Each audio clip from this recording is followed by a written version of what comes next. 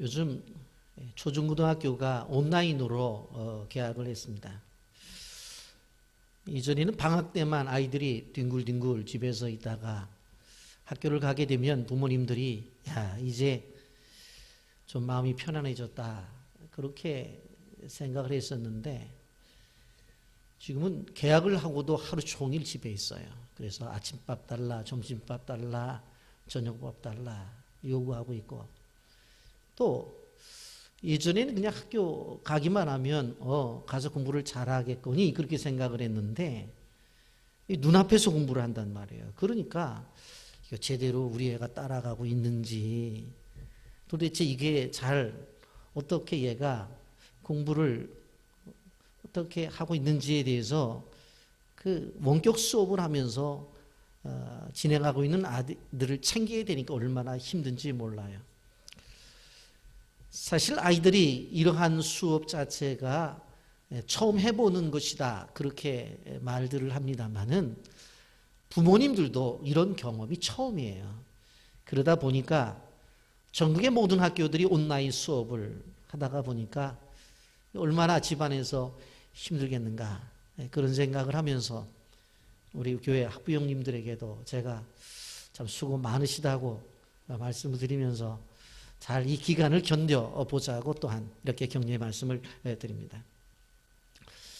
자꾸 사회 속에서 이런 얘기를 해요. 이 코로나 이후에는 정말로 다른 세상이 올 것이다, 그렇게 얘기를 해요. 근데 코로나 이후에 다른 세상이 오는 게 아니라 지금 우리가 지금 다른 세상을 살아가요. 그러니까 학교의 수업도 마찬가지고, 그리고 모든 이후 예배 끝난 다음에 공항에 근무하시는 권사님이 나가시면서 다 쉬었다 내리고 그냥 불도 다 끄고 암흑이라고 그렇게 얘기를 하더라고요. 그게 지금 우리가 뭐 끝나고가 아니라 지금 우리가 전혀 경험해보지 못한 세상을 지금 살아가고 있습니다. 이러한 세상 속에서 우리가 그리스도인이기 때문에 분명히 하나 알 수 있는 것은 뭐냐면, 이 모든 것들을 해결할 수 있는 답은 하나님이 가지고 계시다는 거예요. 해결책은 누구 손에 있다? 하나님에게 있다는 거예요. 그래서 끊임없이 우리는 사회 속에서는 영적 거리두기를 하라고 요구할 때 우리는 실질적으로 영적으로 거리 좁히기를 해야지만 이 문제가 해결된다고 하는 사실에 대해서 인정하고 믿음을 갖고 나가야 되는 거예요. 요즘 뭐 회식이 있는 것도 아니고 바깥 활동이 많이 제한되어 있잖아요. 직장인들은 퇴근하면 집으로 직접 오고 있습니다. 그러다 보니까 결국 가족들끼리 지내는 시간이 많게 되어지기 때문에 결국 이러한 시간들을 서로 불편해하는 그러한 관점보다는 왜 하나님이 이러한 환경을 주셨을까 해서 좀 더 가족끼리 좀 믿음이 더욱더 깊어지는 그러한 기간이 되어져야 실질적으로 하나님이 우리에게 향하신 뜻을 발견하며 살아가는 사람들이 될 수 있다고 하는 것을 우리는 볼 수가 있습니다. 뭐 가족끼리 신앙에 대한 것들을 이야기하라고 해서 뭐 대단한 것들이 아니라 아이들이 좋아하는 찬송이든 또 엄마가 아니면 아빠가 좋아하는 찬송 한 장 부르고, 오늘 누가 기도할래? 그래서 뭐 기도 간단하게 좀 하고, 또 부모들은 자녀들을 향해서 간단하게 축복 기도를 하고, 뭐 이렇게 하고, 좀 제자 훈련 받은 분들은 또 큐티 하면서 깊이 묵상한다고 한다면 이것을 통해서 이 기간에 좀 더 우리의 신앙이 더 깊어질 수 있다, 그런 생각을 하게 되었습니다. 여러분, 교회에 나와서 예배를 드리던, 가정에서 온라인으로 예배를 드리던, 하나님이 그 드려지는 예배를 받으신다고 하는 그러한 시간인데, 하나님 앞에 예배를 드리고 하나님이 받으신다는 것은 그 속에서 가장 중요한 게 뭐예요? 하나님과의 만남입니다. 그렇기 때문에 꼭 기억하셔서 오늘 이 시간에도 하나님과의 깊은 만남이 있기를 예수님의 이름으로 축복합니다. 영상 하나 보고 말씀을 계속하겠습니다. 네, 사명하면 많은 사람들이 선택의 요소라고 생각을 합니다. 그러나 사명은 사실은 선택이 아니라 필수입니다. 우린 예수를 믿고 구원받은 이후에 존재가 바뀌었습니다. 존재가 바뀌었기 때문에 이 땅에 존재하는 이유도 당연히 바뀌는 거죠. 크리스찬이 이 땅에 존재하는 이유는 단 하나입니다. 하나님 우리를 다시 부르시는 그날까지 우리가 이 땅에서 하나님 내게 주신 계획이 있는데 그 계획을 실현하면서 사는 거죠. 하나님 편에서 그것을 계획이라고 하고 우리 편에서 그것을 사명이라고 합니다. 이것을 가장 잘 알았던 사람이 저는 사도 바울이라고 생각합니다. 그래서 사도 바울이 뭐라고 고백했냐면 나의 달려갈 길과 주 예수께 받은 사명, 그것을 이루는데 나의 전 인생을 바치겠다라고 말했던 거죠. 그래서 사명은 선택이 아니라 사명은 크리스찬에게 누구나 남녀노소 할 것 없이 필수적인 조건이다라고 이야기할 수 있습니다. 또 하나는 지금 우리는 굉장히 빠른 변화의 시대를 살고 있죠. 혼란한 시대를 살고 있습니다. 그래서 많은 사람들이 크리스찬이나 넌 크리스찬이나 질문을 던지죠. 이런 시대에 우리는 어떻게 살아야 되느냐? 이러한 질문에 대해서 저는 크리스찬은 다른 측면에서 고민을 해봐야 된다고 생각합니다. 아니, 다른 측면에서 시작을 해야 된다는 거죠. 우리가 어디를 향해 갈 것인가? 또 어떻게 살아야 될 것인가? 또 우리에게 당면한 직업의 문제라든지 또 다양한 일상의 문제들을 또 100세 시대의 이 미래들을 우리가 어떻게 대처할 것이냐라는 고민을 할 때 역시 크리스찬들은 사명에서부터 시작해야 됩니다. 그래서 다시 사명이라는 것이 우리에게 굉장히 중요한 주제다라고 생각하는 겁니다. 네, 사명이라는 용어를 저희가 다시 정의한 것은 사실 기존의 사명이라는 정의와 그다지 크게 다른 건 아닙니다. 차이가 있다면 좀 더 구체적이고 좀 더 실제적이고 좀 더 현대적인 용어로 재해석을 했다라고 생각하시면 됩니다. 저는 사명에 대해서 크게 세 가지로 정의를 했습니다. 필요한 요소죠. 첫 번째가 사명이라는 것은 내게 가치 있거나 혹은 이웃에게 가치 있거나 혹은 부모에게나 혹은 동료에게 가치 있는 것이 아니죠. 사명은 하나님께서 가치 있게 여기시는 것이 사명입니다. 사명의 두 번째 요소는 시대적이어야 된다는 겁니다.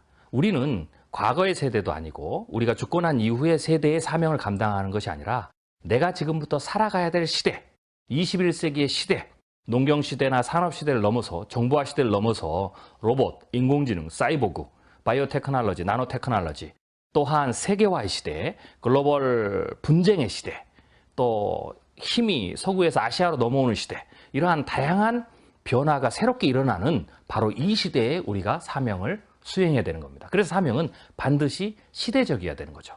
그리고 마지막으로 사명의 요소는 소명이라는 겁니다. 즉 하나님께서 내게 부르시는 영역이 있는데 바로 그 자리에서 사명이 실천돼야 된다는 거죠. 그래서 저는 이 세 가지를 합쳐서 사명이라는 것은 하나님께서 가치 있게 여기시는 시대적 소명이다. 오늘 입다 사사 이후에 세 명의 사사에 대해서 말씀을 나누고자 하는데 또는 이러한 어떠한 소명, 사명의 관점 속에서 접근을 하면서 여러분들과 말씀을 나누고자 합니다. 그럼 입다 사후에 세 명의 사사가 이스라엘 민족을 통치하게 되어지는데 그 기록이 매우 짧아요. 그래서 합쳐서 세 명이지만 7절밖에 되어지지를 않습니다. 그 사사들의 이름이 입산과 엘론과 그리고 압돈이라고 하는 사사입니다. 사실 이름들을 보게 되어지면 신앙생활을 3, 40년 하신 분들도 이런 사사가 있는가라고 의구심을 가질 정도로 들어본 적이 없어요. 그래서 이들을 배경으로 해서 설교를 하시는 목사님들도 그렇게 많지는 않습니다.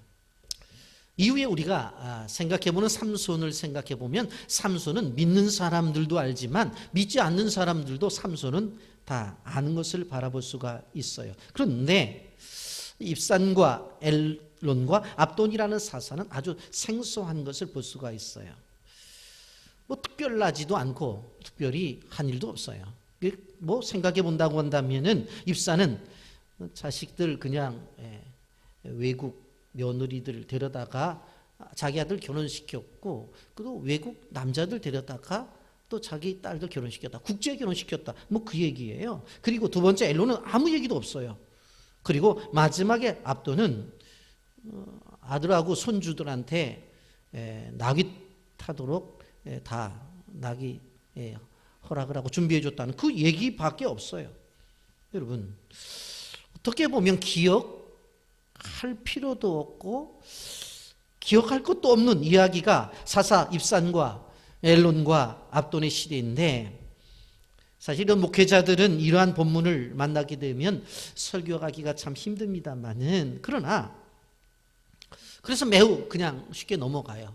근데 우리는 성경의 기록을 하나님이 하셨다는 것은 분명한 뜻이 있어요.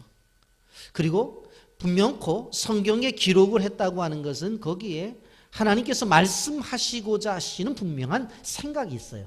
그래서 기록을 해 놓으셨기 때문에 우리는 어떠한 말씀이 있는지 그것을 깊게 묵상을 하면 그 속에서 하나님이 주신 진리를 찾아낼 수가 있다고 하는 것입니다. 여러분, 그러면서 소명적인 관점 속에서 이 세 분을 생각해 보자라고 하는 것입니다. 그러면 답이 나와요. 여러분, 소명이라고 하는 것이 무엇입니까? 소명은 말 그대로 하나님의 부르심입니다. 근데 부르심에는 두 가지가 있어요. 그게 첫째는 뭐냐면 구원의 부르심입니다. 우리를 구원시키기 위해서 하나님이 부르셨다라고 하는 것입니다. 디모데 1장 9절에 보면 하나님이 우리를 구원하사 거룩하신 소명으로 부르심은 우리의 행위대로 하심이 아니요 오직 자기의 뜻과 영원한 전부터 그리스도 예수 안에서 우리에게 주신 은혜대로 하심이라고 그랬어요. 우리를 구원하기 위해서 부르신 부름은 우리의 어떤 행위 때문에, 우리의 공적 때문에 우리를 부르신 것이 아니라 그냥 자기가 가지고 있는 자기의 뜻, 그것을 굳이 표현하면 은혜로 우리를 부르셨다라고 하는 거예요. 그러므로 구원의로의 부르심이라고 하는 것은 우리의 어떤 공적이 없어요. 그냥 하나님이 우리를 그냥 기쁘게 우리를 부르신 거예요. 그런데 이렇게 구원의로의 부르심을 받은 사람들에게 하나님이 또 하나의 부르심이 있는데 그것이 뭐냐? 사역의로의 부르심이에요. 소위 말해서 일로의 부르심이에요. 이 사역애로의 부르심은 뭐예요? 그 사람이 가지고 있는 은사라든가 그 사람이 가지고 있는 배경이라든가 그 사람이 가지고 있는 지식이라든가 이런 것들을 총 동원해서 그 사람을 하나님이 사용하시는 거예요. 여러분, 오늘 이 세 명의 사도는 분명히 사도잖아요. 그런데 사도로 부르심을 받았어요. 쉽게 말해서 일거리를 주었다고요. 그런데 일을 안 했어요. 그래서 오늘은 이 사역애로의 부르심으로 이 세 분을 보게 되어지면 정확하게 볼 수가 있다라고 하는 것입니다. 보통 우리는 사역애로의 부르심을 받은 것들을 쉽게 사명, 소위 미션이라고 그렇게 표현을 하고 있습니다. 우리가 영상을 통해서 보셨지만 이 어떤 소명, 부르심에 대해서는 세 가지를 꼭 기억을 해야 돼요. 첫째는 무엇이냐 하면 우리가 지금 하고 있는 일들이 가치가 있는지에 대한 분명한 점검이 있어야 되는 거예요. 도대체 내가 지금 하는 일들이 하나님 앞에 가치가 있는 건지, 하나님께서 중요하게 생각하는 것들을 오늘 내가 하고 있는지에 대한 분명한 진단이 있어야 돼요. 그리고 두 번째로 무엇인가 하면 이것이 시대적인지를 생각해 봐야 되는 거예요. 여러분, 선지자들 보게 되어지면 예레미야는 끊임없이 눈물을 흘리면서 예루살렘 거리를 다니면서 울면서 외쳤잖아요. 그러면서 뭐라고 너희들이 이렇게 잘못되어지면 포로로 잡혀간다. 그렇게 외쳤잖아요. 그게 뭐 시대적이잖아요. 지금 잘못하면 포로로 잡혀가잖아요. 근데 에스겔을 보십시오. 에스겔 선지자는 포로로 잡혀갈 때 같이 잡혀와서 그들이 고통하고 힘들고 어려울 때 뭐라고 말하냐면 너무 걱정하지 말아라. 우리가 바른 신앙생활을 하면 하나님께서 다시 돌려보내주시고 회복이 있을 것이다. 에스겔 선지자가 바로 바벨론에 있으면서 외치잖아요. 시대적이잖아요. 그러니까 실질적으로 우리가 지금 하는 일들이 시대적인지 하는 것들을 점검해 봐야 돼요. 그리고 세 번째로는 이것이 하나님이 나를 향한 분명한 부르심인지 그것에 대한 분명한 진단이 있어야 된다라고 하는 것입니다. 여러분, 이러한 세 가지 관점 속에서 지금까지 우리가 쭉 생각해 봤던 첫 번째 사사가 온니엘이었고, 두 번째가 에웃이었고, 세 번째 사사는 외우기 좋게 삼갈, 네 번째 사사는 여사사 드보라였고, 다섯 번째 기드온, 놀라, 야일, 입다까지 가고, 오늘 입산과 엘론과 압돈, 그리고 다음에 이제 생각해보는 삼손을 우리가 묵상해 보게 되어질 것입니다. 그런데 이 사사들을 지금까지 우리가 말씀을 들었는데 제가 쭉 보게 되니까 한 세 가지 종류로 또 나눌 수 있는 것이 뭐냐면 하나님이 직접 부르신 사사가 있어요. 그리고 두 번째로 뭐냐면은 아무런 명시도 없어요. 그런데 사사로 사역을 한 사람들이 있고, 세 번째로는 사람들의 요청에 의해서 사사가 되어진 사사들이 있는 것을 볼 수가 있습니다. 첫째로 볼 때 하나님이 직접 세우신 사람입니다. 온니엘 보게 되어집니다. 사사기 3장 9절 10절 이스라엘 자손이 여호와께 부르짖음에 여호와께서 이스라엘 자손을 위하여 한 구원자를 세워 그들을 구원하게 하시니 그는 곧 갈렙의 아우 그니스의 아들 온니엘이라 그랬어요. 여호와 영이 그에게 임하셨으므로 그가 이스라엘 사사가 되어 나가서 싸울 때 여호와께서 메소포다미아 왕 구산 리사다임을 그의 손에 넘겨주시매 온니엘의 손이 구산 리사다임을 이기니라 그랬어요. 여기 보니까 여호와께서 이스라엘 자손을 구원하기 위해서 구원자를 세웠다고 그랬어요. 바로 그니스의 아들 온니엘이다. 그리고 여호와 영이 임했다고 분명히 말씀해요. 두 번째 볼까요? 사사기 3장 15절 이스라엘 자손이 여호와께 부르짖으며 여호와께서 그들을 위하여 한 구원자를 세우셨으니 그는 곧 베냐민 사람 게라의 아들 왼손잡이 에웃이라. 이스라엘 자손이 그를 통하여 모압 왕 에글론에게 공물을 바칠 때 그렇게 말하면서 왼손잡이 에웃을 여호와께서 선택하셨다고 분명히 말씀해요. 세 번째 기드온입니다. 사사기 6장 12절에 보면 여호와의 사자가 기드온에게 나타나 이르되 큰 용사여 여호와께서 너와 함께 계시도다 하면서 기드온을 부른 그러한 사건이 나타나요. 그런데 성경을 쭉 보게 되어지면 사사는 사사인데 특별히 명시가 되어지질 없어요. 그러나 사익은 해요. 그 사람들이 누구냐? 4명의 사사가 나오는 것을 볼 수가 있어요. 첫째는 삼갈이고 두 번째는 두보라고 세 번째는 돌라고 네 번째 야일이에요. 여러분 삼갈과 두보라와 돌라와 야일은 특별한 명시가 없는데 그런데 사사로 부름을 받아서 사역을 한 내용들은 자세하게 기록이 되어져 있는 것을 볼 수가 있습니다. 그리고 세 번째로 백성들이 원해서 사사가 된 사사가 있습니다. 대표적으로 지난주에 생각해 본 입다라고 하는 사사입니다. 사사기 11장 5절 6절 보세요. 암몬 자손이 이스라엘 자손을 치리할 때에 길라 장로들이 입다를 데려오려고 돕 땅에 와서 입다에게 이르되 우리가 암몬 자손과 싸우려하니 당신이 와서 우리의 장관이 되라 하니 라고 말씀하죠. 실질적으로 자기들이 버렸잖아요. 그런데 위태로우니까 어떻게 해요? 장로들이 가가지고 입다에게 요청을 하잖아요. 우리의 지도자가 되어달라고. 그래서 오잖아요. 와서 결국은 암몬과의 싸움 속에서 승리를 하는 것을 바라볼 수가 있습니다. 그런데 승리 이후에 어떠한 사건이 일어났죠? 에브라임 지파의 문제 때문에 결국은 우리가 지난주에 말씀을 드렸던 십볼레 발음해봐 그랬더니 십볼레 못하고 십볼레 그러니까 다 죽인 게 42,000명이라고 그랬죠. 여러분 사람들이 요청해서 사사가 되어진 입다가 사사로서의 사역을 감당을 하지만 실질적으로 내용적으로 보면 뒤에 동족들이 죽어나가는 일들이 벌어져요. 그리고 또 하나 어떤 하나님이 지정하시지도 않고 사람들이 요청하지도 않았는데 지가 왕이라고 했던 아비멜렉을 우리가 생각할 수가 있죠. 형제를 70명을 다 죽여버리잖아요. 살인극이 벌어지잖아요. 그러한 것들을 우리가 생각해 보면서 우리 하나님의 어떤 부르심이 있을 때에 하나님이 직접 부르신 사사들과 또 그런 건 없지만 그래도 하나님께서 사사로 인정을 하셔서 사사로서의 사역을 한 사람들과 그리고 백성이 원해서 요청한 사사들의 사역 내용이 들어가 보면 조금은 다르다고 하는 것을 우리는 볼 수가 있어요. 여러분 그런데 지금까지 8명의 사사들은 다 사역이 있었어요. 뭘 했다고 그랬다. 그런데 오늘 입단과 엘론과 압도는 뭘 했다는 얘기가 아무것도 없어요. 그런데 사사예요.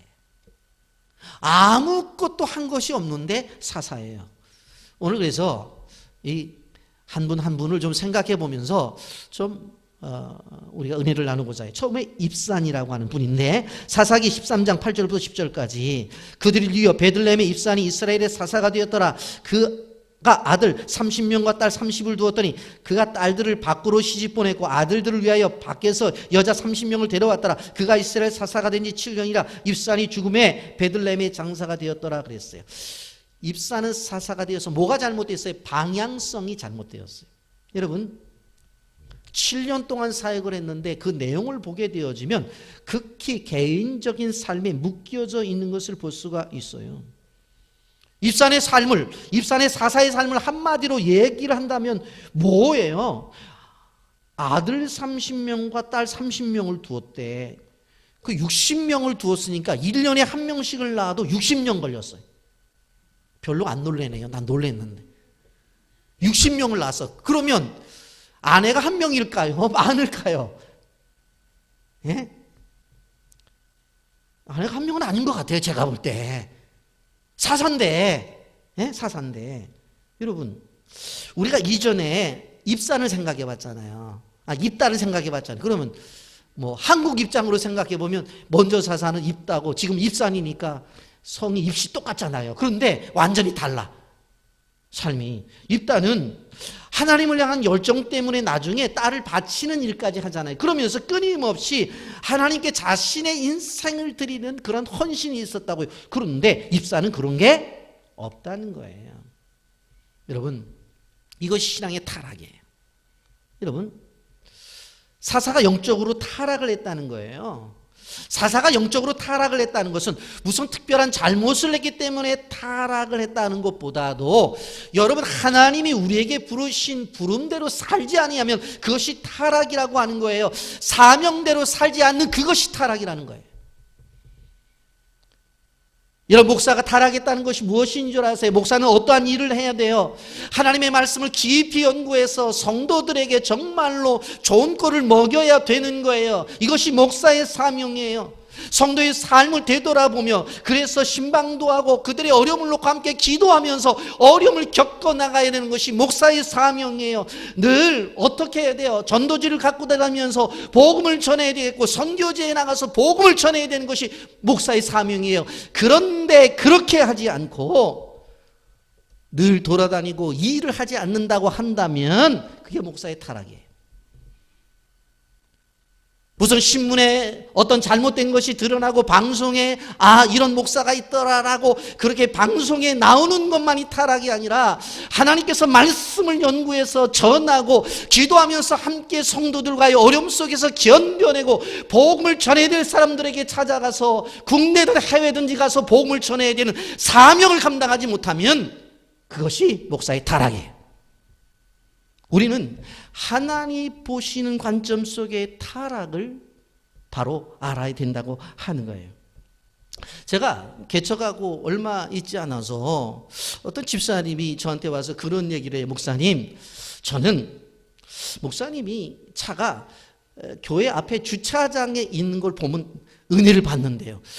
그래서 저는 뭐 설교를 듣고 은혜를 받았다고 하든지 뭐 하다못해 못생겼지만 얼굴을 보면 은혜가 임한다고 뭐 그렇게 얘기를 해야 되지. 아니 주차장에 있는 차 보고서 왜 은혜를 받았다고. 그때는 잘 몰랐어요. 그런데 나중에 보니까 그 뜻을 이해를 하겠어요.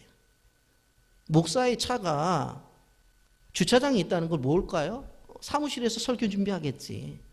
기도하겠지. 그거잖아요. 늘 차가 없으면 무슨 생각을 하겠어요? 오늘 또 어디 갔어? 그 생각 안 하겠냐고. 그러니까 목사가 주차장에 차 대놓는 것도 은혜를 받는구나. 그 생각을 했습니다.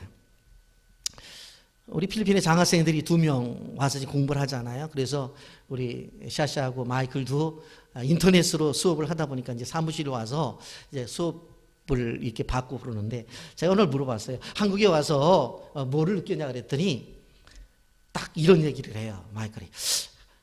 목사님, 필리핀 목사님들은 어제도 소풍 가고요. 오늘도 소풍 가고요. 내일도 소풍을 가는데 한국 목사님들은 오늘도 공부하고 어제도 공부하고 내일도 공부하고 계속 공부를 열심히 한대요. 뭐 사역자들 뭐 열심히 하죠. 그러면서 자기는 필리핀 돌아가도 절대로 한국 스타일의 목회자가 되지 필리핀 스타일의 목회자는 안 된다고 그러더라고요. 그래서 제가 제발 좀 그렇게 해라. 제가 그랬어요. 여러분, 신학교에 들어갈 때 신학교 이런 말이 있습니다. 신학교 입학할 때는 목사의 신앙을 가졌다가 2학년 때 되면 장로의 신앙이 됐다가 3학년 때는 집사의 신앙이 되다가 졸업할 때는 평신도의 신앙이 된다. 이게 신학교에서 들려오는 얘기예요. 그래서 요새 이제 다들 어디를 안 가냐면 학교를 안 가잖아요. 계약을 해도. 그래서 요한 전도사님한테 물어봤어요. 학교에서는 새벽기도를 다 해요. 그거 다 찍거든요. 바꿔도 안 찍게 되면은 그거 졸업이 안 되니까. 그런데 지금 다 집에서 있잖아요. 그래서 어떻게 동기들 새벽기도 한대 그랬더니 우리 요한 전사님 새벽기도 하잖아요. 새벽기도 나가는 자기가 이상한 사람이 됐대. 그러니까 뭔가 잘못된 거잖아요. 여러분, 저는 그런 생각을 해봐요. 우리가 신학교 다닐 때는 연초 학기 초 때 되면 금식하고 뭐 철야기도 하고 난리가 나. 왜? 등록금이 없으니까 막 그렇게 뭐 기도하고 막 그랬었다고요. 그리고 산에 가서 산기도하고. 근데 뭐 굶기도 많이 하고. 그런데 요즘은 그렇진 않은 것 같아요. 그런데 제가 볼 때 뭘 느끼냐면 배고픔은 사라졌지만 영성도 같이 사라져버린 거예요. 배고픔은 없어졌어요. 요새 굶는 사람이 어디 있어요? 그런데 그렇다고 한다면 배부르면 더 열심히 기도해야 되잖아요. 그런데 배부르니까 더 기도 안 해요. 여러분 우리가 알아야 되는 것이 평안함 속에서는 하늘의 메시지가 전해지질 않아요. 왜 하나님의 사람들에게 고난을 하나님 주시고 고통을 주시는지를 알았어요. 그 고난을 통해서 하나님의 음성을 듣게 되어지는 거예요. 그 아픔을 통해서 하나님의 손길을 느끼는 것이에요. 그래서 그 속에서 무엇이 나오는 거예요? 하늘이 주시는 메시지가 전해지고 그것을 외치는 거예요. 그 공동체가 생명력 있는 공동체가 되는 거예요. 아멘입니까? 이게 하나님의 역사예요. 여러분, 우리가 광야라고 하는 말이 미드바르라고 하는 단어를 히브리에서 쓰고 있는데 이 미드바르라고 하는 단어가 어디에서 나온 거예요? 바로 말씀이라고 하는 다바르에서 나온 거예요. 그러니까 하나님의 말씀은 언제 듣느냐? 광야를 지날 때 하나님의 음성을 듣는 거예요. 우리식으로 말하면 배부르고 등 따실 때는 하나님의 음성을 잘 못 들어요. 하나님의 음성 못 들어요. 근데 고난이 찾아오는 거예요. 그러면 기도하게 되잖아요. 인생에 광야가 오잖아요. 그러면 하나님께서 자기의 생각을 전해준다고. 그게 뭐예요? 하나님의 음성이란 말이에요. 아멘입니까? 근데 저는 가장 답답한 게 고난의 기간을 지나면서 하나님의 음성을 못 들어. 이건 고난도 당하고 음성도 못 들어. 이런 손해는 절대로 보지 마세요. 아시겠어요? 여러분, 그리고 입산의 문제 가운데 두 번째 문제가 뭐냐면 결혼의 문제예요. 여기 아들 30과 딸 30명을 두었더라. 이스라엘 민족의 사사가 된 것은 이스라엘 민족을 잘 관리하고 이스라엘을 구원하라고 했는데 사용 내용을 보면 아들 30명과 딸 30명을 낳았대요. 예? 사사기에 나타난 사사 가운데서 애들 제일 많이 낳은 사람 누구? 입산. 애들을 제일 많이 낳았어요. 여러분 1년에 한 명씩 낳아도 60년 걸렸어요. 여러분 그렇지 않아요? 여러분 그렇다고 해서 아이들을 많이 낳았다는 것은 잘못된 것은 아니에요. 그런데 여기 한번 생각을 해보세요. 아이들 60 낳으려고 그러면 부인이 몇 명 있을까? 그러니까 부인 관리 1호실 부인, 2호실 부인, 3호실 부인, 4호실 부인이 삐졌대. 그럼 또 쫓아가야 되고 막 얼마나 힘들었겠어요 보면. 예? 또 엄마 그러면 우리 엄마가 부른 거야? 2호 엄마가 부른 거야? 4호 엄마가 부른 거야? 이게 뭐 집안이 쉽지 않잖아요. 여러분 쉽게 말해서 집안 돌보기에 정신이 없는 거예요. 나라를 돌보라고 그랬는데 집안 돌보기에 정신이 없어. 여러분 그거예요. 우리 교회도 이런 분이 한 분 계셨는데 예전에 5시만 되면 딱 퇴근하시더라고 그 부목사님은. 그래서 목사님들이 같이 있어도 혼자 그냥 퇴근해요. 그래서 엘리베이터에서 한번 만났는데 어떤 집사님이 목사님 어디 가세요? 그랬더니 가정사역하라고요? 그러더래. 올라와서 목사님 가정사역하러 간다고 하는데 보니까 사무실의 책상 위에는 일이 산더미 같이 있어요. 가정사역하러 간다고 하는데 뭐라고 말하겠어요? 여러분 아들 30명과 딸 30명을 두었다고 말할 때 당시에 일부 다처제인 고대 사회 속에서는 문제가 안 된다고 말할 수가 있어요. 왜? 아브람도 그렇게 또 살았고 다윗도 그랬으니까. 솔로몬은 부인이 1000명이었는데 뭐 그렇게 얘기할 수 있잖아요. 그런데 우리는 어떠한 말씀을 보든지 간에 그 말씀 속에서 뭘 생각해 봐야 되냐면 예수님은 어떻게 해석하셨을까? 그걸 생각해야 돼요. 예수님 뭐라고 말씀하셨는지 아세요? 마태복음 19장 4절 5절 예수께서 대답해 이르시되 사람이 지으시니가 본래 그들을 남자와 여자로 지으시고 말씀하시기를 그러므로 사람이 그 부모를 떠나 그 아내에게 합하여 그 둘이 한 몸이 될지라 하신 것을 읽지 못하였느냐. 그런즉 이제는 둘이 아니요 한 몸이니 그러므로 하나님이 짝지어 주신 것을 사람이 나누지 못할지니라 하시니 그랬어요. 본래 그들을 남자와 여자로 하는 말은 복수적 의미가 아니라 단수예요. 1대1의 결혼을 의미하는 거예요. 신명기 17장 10절에 그에게 아내를 많이 두어 그의 마음이 미혹되게 하지 말 것이며 자기를 위하여 은금을 많이 쌓지 말 것이라. 그렇게 분명히 말씀하고 있는 것을 볼 수가 있습니다. 세 번째로 신앙의 문제가 입산에게 있었습니다. 자녀를 결혼시켰는데 이런 경우도 드물어요. 30명의 아들을 다 외국인 며느리를 얻었어요. 30명의 딸을 다 외국인 사위를 얻었어. 요즘 쉬운 말로 말하면 국제 결혼을 시켰다고 하는 거예요. 여러분, 국제 결혼을 시켰다고 하는 것이 잘못된 것 아닙니다. 그런데 이것은 무슨 이야기를 하냐면 이 시대 속에서 외국 남자하고 결혼을 해서 남자를 데려오고 외국 여자가 결혼해서 데려왔다고 하는 것은 가장 중요한 것은 뭐냐면 민족성의 희석을 이야기하는 것이고 무엇을 이야기하는 것이에요? 이런 것을 통해서 무엇을 이루겠다고 하는 거예요? 주변의 나라들과 사돈 관계를 만들어서 서로 침략하거나 침략도 받지 아니하는 나라를 만들겠다. 머리는 좋죠, 머리는. 그런데 이방의 나라 여인들이 들어올 때 그냥 들어왔겠어요? 우상 갖고 들어왔지. 이방의 남자들이 들어올 때 그냥 들어왔겠어요? 우상 갖고 들어왔지. 자기 딸이 시집갈 때 이방 땅에 갔으면 그냥 갔겠어요?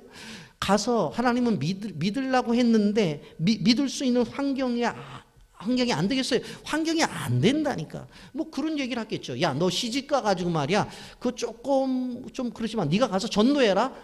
그래서 그 가정에 예수 믿게 하고 너 시아버지도 예수 믿게 해. 그렇게 말할 수 있죠. 한 가지 여러분들에게 말씀을 드려요.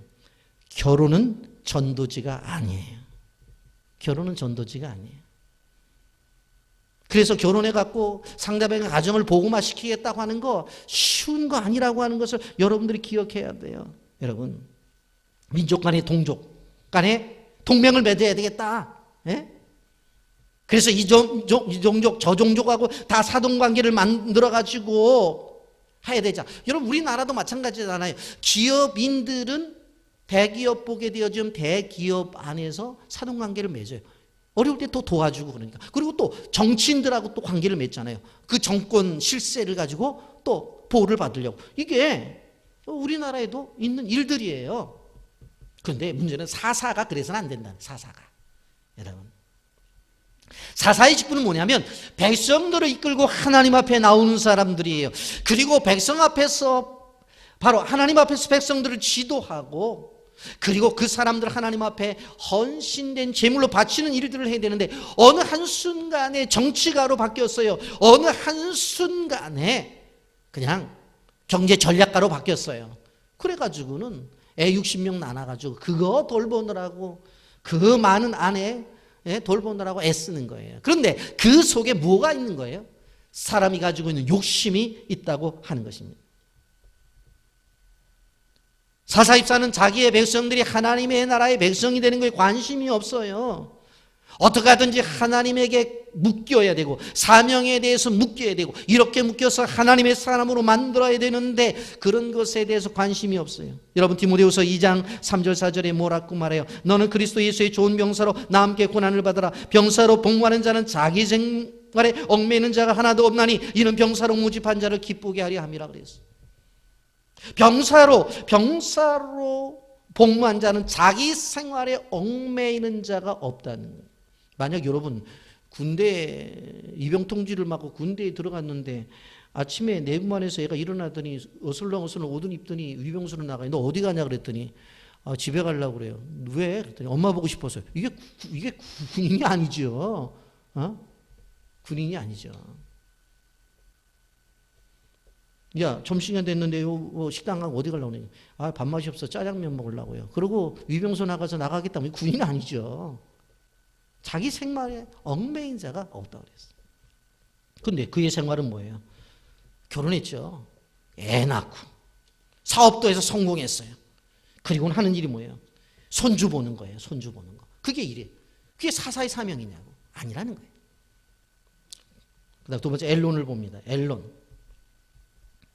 사사기 12장 11절 12절의 말씀인데 그 뒤를 이어 스불론 사람 엘론이 이스라엘의 사사가 되어 10년 동안 이스라엘을 다스렸더라. 스불론 사람 엘론이 죽음에 스불론 땅 야알론의 장사되었더라.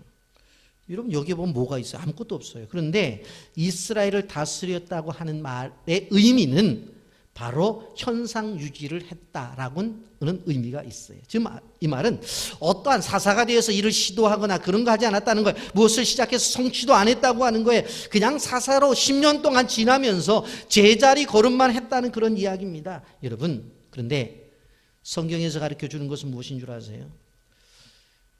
잘 유지만 하면 되는 것이 아니라고 하는 거예요. 인생의 의미가 없다고 하는 거예요. 여러분, 하나님 믿는 백성과 하나님의 교회는 끊임없이 전진해 나가야 된다고 하는 것이에요. 여러분, 코로나19를 맞이하면서 정치, 경제, 사회, 문화, 교육 등 다들 그렇게 얘기를 해요. 야, 이것이 끝난 다음에 제자리로만 돌아갔으면 좋겠다라고 그렇게 말을 해요. 그렇게 이야기를 하잖아요.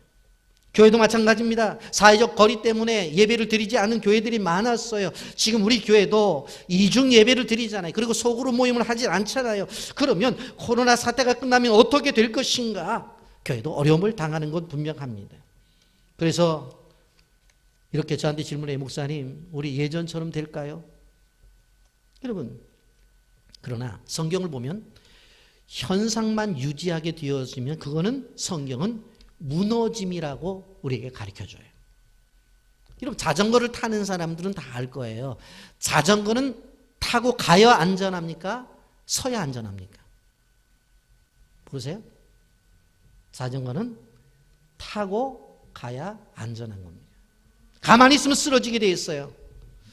물론 코로나19로 인해서 우리가 사회적 거리를 둬야 되죠. 사회가 요구하는 대로 해야 되죠. 그러나 이것 때문에 머무르는 존재가 되어진다고 한다면 그것은 머무름에 끝나는 것이 아니라 퇴보라는 거예요. 그래서 우리 그리스도인들은 이것을 통해서 어떻게 돼요? 어떻게 하든지 간에 영적인 거리를 좁혀야 되고 이것을 통해서 무엇을 느껴야 돼요? 더 큰 부흥의 역사를 경험해야 되는 거예요. 아멘입니까? 여러분 사사기는 어떤 것이에요? 가나안 땅을 점령하라고 하는, 아직까지 점령하지 못한 것들에 대한 점령을 하라고 하는 하나님의 뜻이에요. 그러려면 공격을 해야 되는 것이에요. 여호수아가 남겨놓은 땅들을 다 점령해야 된다고 하는 것입니다. 그런데 그런 약속이 완전히 성취가 되어지지 않았는데 엘론은 사사가 되어서 가만히 그냥 있는 거예요. 하나님의 뜻이 이루어진 것처럼 주님의 관점 속에서 보면 제자리 걸음은 죄라는 것을 우리는 알아야 되는 것이에요. 교회도 마찬가지입니다. 하나님의 나라는 아직도 이루어지고 있지 않은데 남아있는 일들은 많은데 그냥 오늘이 좋다. 여러분, 그러면 교회는 무너지게 되어져요. 여러분 생각을 해보세요. 왜 다음 세대를 이야기해요? 지금 있는 여러분들이 그대로 나이가 안 든다고 그러면 결국 하나님께서 부르실 때 부름을 받고 천국 가고 다음 세대가 없으면 교회는 결국은 무너지게 되어져 있는 거예요. 여러분, 꼭 기억하셔야 돼요. 성도는 야성을 상실하면 안 돼요. 교회는 화원에 있는 아름다운 꽃이 아니라 들판에 있는 봄, 여름, 가을, 겨울을 견뎌내는 바로 잡초가 되어져야 된다고 하는 거야. 볼품이 없지만 그러나 봄, 여름, 가을, 겨울 죽었던 것 같지만 다시 봄이 되면 새싹이 솟아오르는 그러한 잡초가 되어져야 돼. 그런데 화원 속에 안에 비닐하우스 속에 있는 꽃들은 조금 찬바람만 불면 꽃이 떨어지고 죽어버리고 말아요. 여러분, 가나안 땅은 완전히 정복해 끝이 나는 겁니다. 이 세상은 완전히 정복해 끝나는 거예요. 근데 복음을 전하는데 관심이 없고 그냥 사는 데만 관심이 있다면 안 되는 거예요. 이걸 악한 행위라고 하는 거예요. 우리는 늘 마케도니아 환상을 보아야 돼요. 건너와서 우리를 도우라고 하는 손짓을 봐야 돼요. 우리를 도와달라는 그 하나님께서 그들을 통해서 주시는 음성을 들어야 된다는 것을 우린 기억해야 돼요.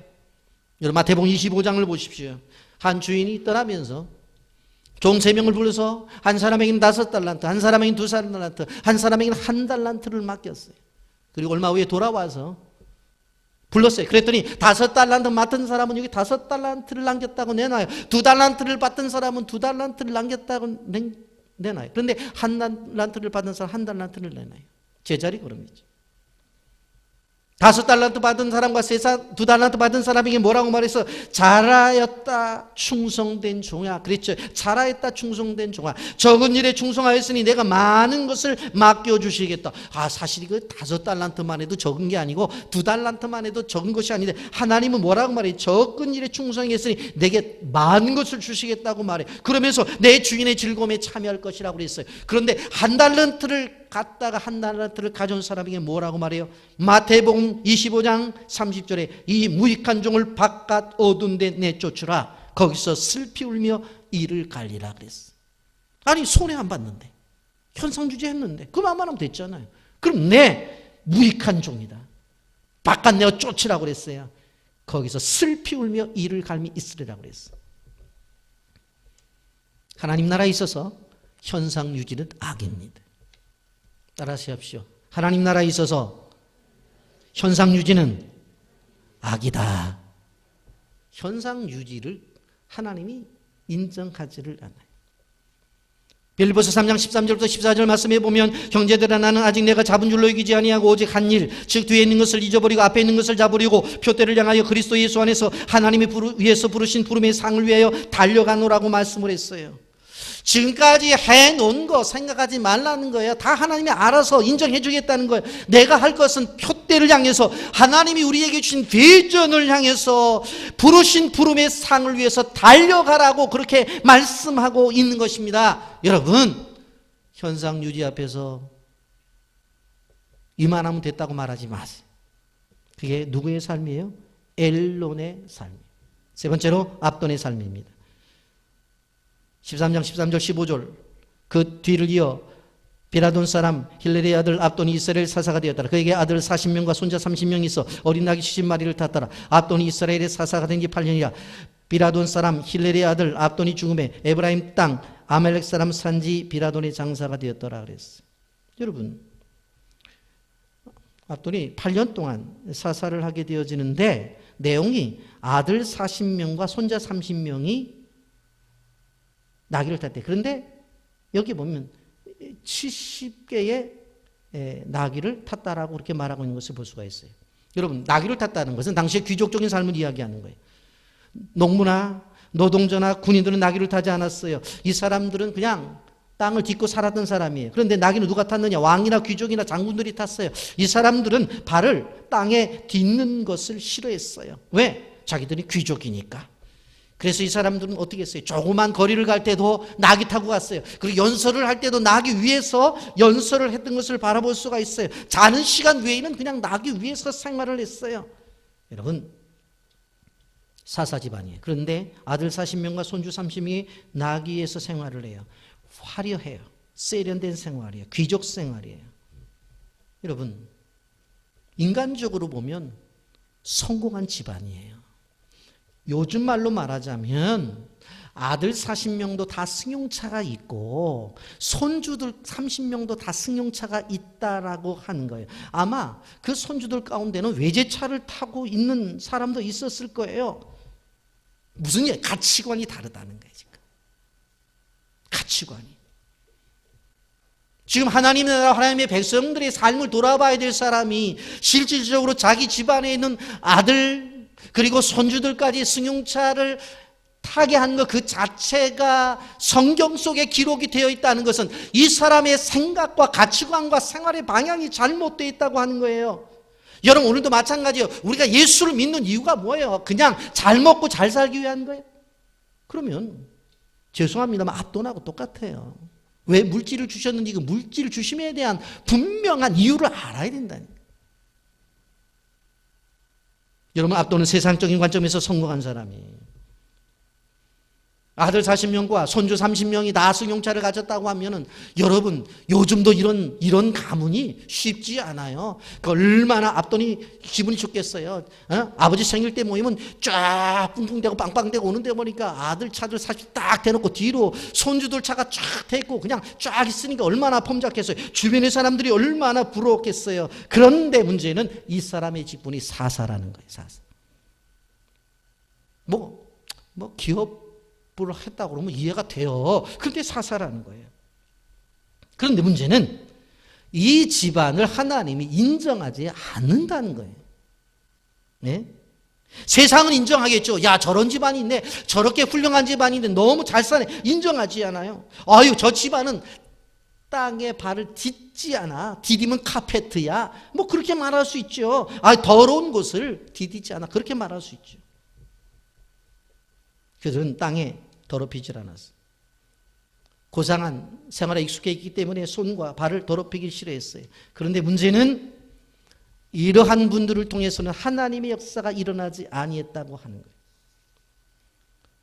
이런 압도를 통해서 우리가 알아야 될 것은 무엇인가 하면 하나님의 나라는 손이 더러운 사람들의 손을 통해서, 하나님의 나라는 발이 더러운 사람들을 통해서 하나님의 역사가 일어난다고 하는 것이에요. 여러분, 예수님의 사역을 보십시오. 그분은 남들이 가지 않는 더러운 곳에 가셨고 남들이 만지지 않으냐 하는 더러운 사람들을 만지면서 하나님의 역사를 이루어냈다는 것을 우리는 기억해야 되는 것입니다. 여러분, 요한복음 5장 3절 말씀해 보세요.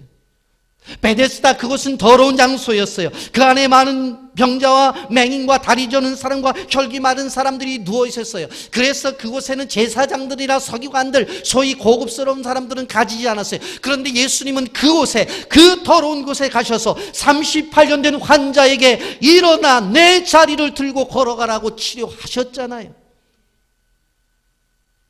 여러분, 당시 예수님 보십시오. 문둥병 환자는 동네에 살지도 못했어요. 먼 거리에서 있고 그들이 지나갈 때면 소리를 지르면서, 우리가 지나가니까 다들 피하라고 소리를 지르면서 지나갔었잖아요. 그런데 마가복음 1장 40절과 41절 말씀 보세요. 예수께서 불쌍히 여기사 손을 내밀어 그에게 대시며 이르시되 내가 원하노니 깨끗함을 받으라 하시니 곧 나병이 그 사람에게서 떠나가고 깨끗하여진지라.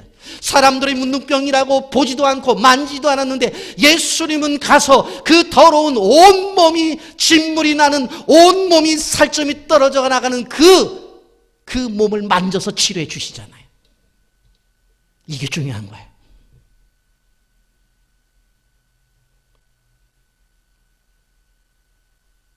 여러분, 저는 너무나 안타까운 것이 이 시대의 교회들이 더러운 곳을 찾아가고, 이 시대의 더러운 곳을 찾아가 손을 내밀고 그 땅을 밟아야 되는 이 사명에 대해서 생각이 없다.